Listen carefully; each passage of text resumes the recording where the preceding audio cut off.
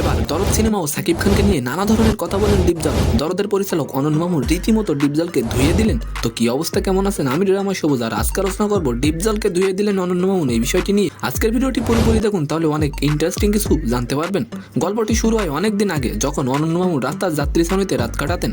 তার কাছে ছিল না কোনো টাকা পয়সা, ছিল না কোনো যোগাযোগ, তবে তার কাছে ছিল মেধা এবং ধৈর্য। তার স্বপ্ন ছিল পরিচালক হওয়ার, আর সেই স্বপ্ন পূরণের জন্য ধৈর্য ধরে কাজ করে গেছেন তিনি প্রথম ছবির স্ক্রিপ্ট লেখেন ডিপজলের ছবির জন্য, আর সেখান থেকে তিনি 25,000 টাকা পান, যেটা তার কাছে তখন অনেক ছিল। বর্তমানে দরদে কাজ করার জন্য তিনি ভারতে আছেন। আর এই সময় ডিপজল বলেন, ওর কাছে তো টাকা নেই, পয়সা নেই, ওর তো কিছুই নেই, তাহলে কিভাবে এত বড় বাজেটে ছবি বানাচ্ছে? আর সাকিব খান কত নিচ্ছে দরদ মুভি থেকে? আরও অনেক কথা। আর ডিপজলের প্রশ্নের উত্তরে মামুন বলেন, ডিপজল ভাই, আপনাকে সাকিব আর আমাকে নিয়ে চিন্তা করা লাগবে না। আপনার একটি ছবিও সিনেপ্লেক্সে মুক্তি পায় না, এটা নিয়ে ভাবুন। আপনি যে ছবি বানান, দর্শক তো সিনেমা হলে যে দেখে না, কেন দেখে না, এটা নিয়ে ভাবুন। মামুন বলেন, হ্যাঁ সত্যি আমার কাছে টাকা নেই, পয়সা নেই, তবে আমার কাছে আছে ধৈর্য ও মেধা, যেটাকে কাজে লাগিয়ে আজকে আমি এই জায়গায়। মামুন বলেন, ডিপজল ভাই, আমি আপনাকে অনেক শ্রদ্ধা করি।